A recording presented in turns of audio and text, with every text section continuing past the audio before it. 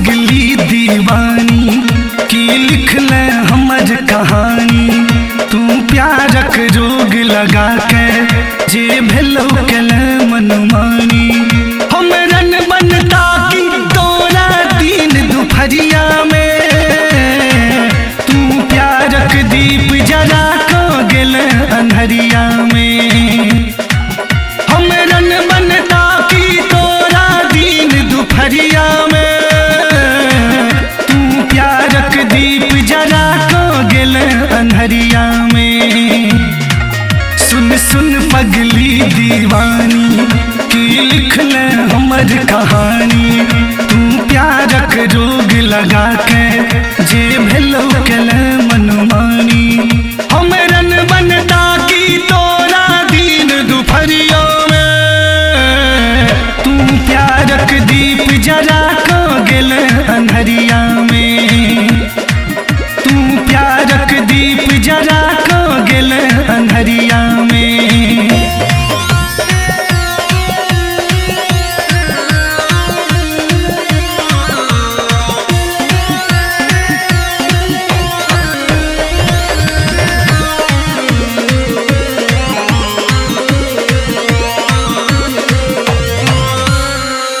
चूरी जा तो हर खनक तो तैयद हमर तर पे तो टिकली जे माथ में सठ में तो नैन नोर भर जे तो।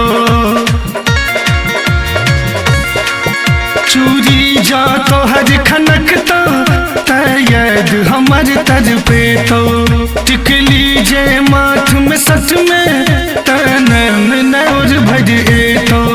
कह जान को ना हम जीबै जियते जिंदगी मर जेबै।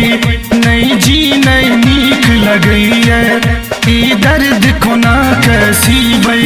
हमरन बनता की तोरा दिन दुपहरिया में तू प्यार के दीप जरा के गेल अन्हरिया में।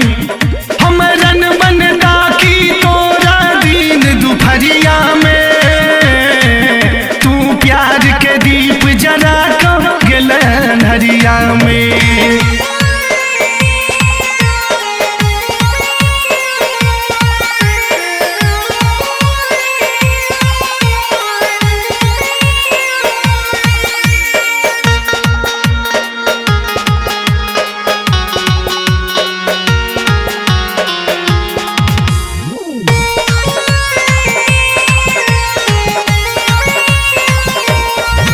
भेलो कौन एहन मजबूरी जे गेल बना के दूरी।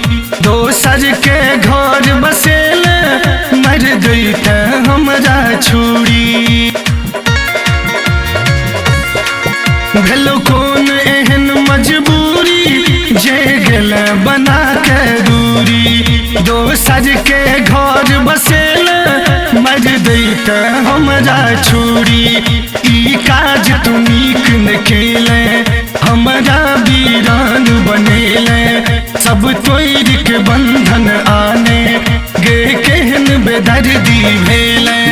हमरन बनता की तोरा दिन दुपहरिया में तू प्यार के दीप जरा को गेल अन्हरिया में। सुन सुन पगली दीवानी की लिख ले हमर कहानी। तू प्यार के रोग लगा के जे भेलो कल मनमानी। हमरन बनता की तोरा दिन दुपहरिया में तू प्यार के दीप जरा के गेल अन्हरिया में।